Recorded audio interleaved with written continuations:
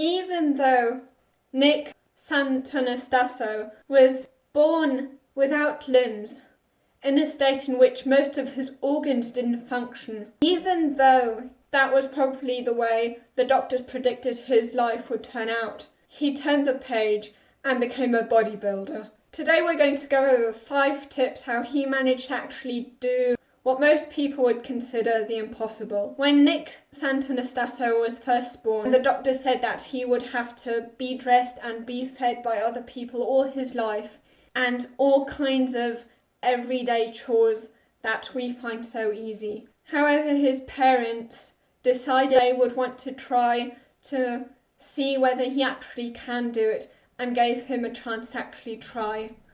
They basically put, for example, clothes in front of him and food in front of him and said, try to figure it out. Thanks to his parents, he then developed the mindset that it's not that you can't do something, but it's about how you can figure out how to do that.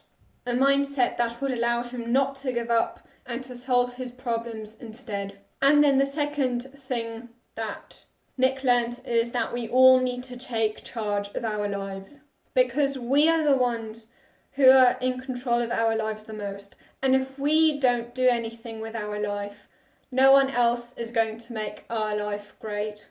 Others can't do the work for us. For example, when it comes to a test, we are the ones who have to study.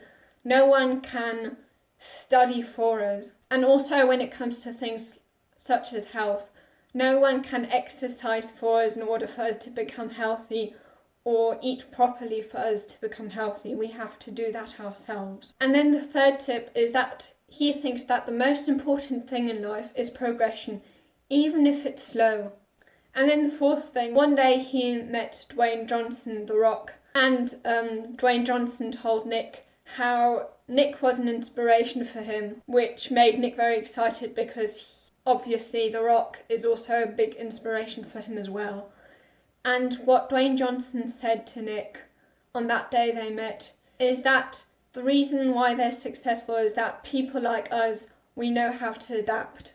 And that's why the fourth tip is that you really want to make sure that you adapt to the current situation that you're in. And then the fifth tip, when most people think of people being handicapped, they think about people being physically disabled. Whereas Nick thinks that having a poor mindset is actually way more of a handicap than being physically disabled. If you want to know which limiting mindsets you want to avoid, you can watch this video here.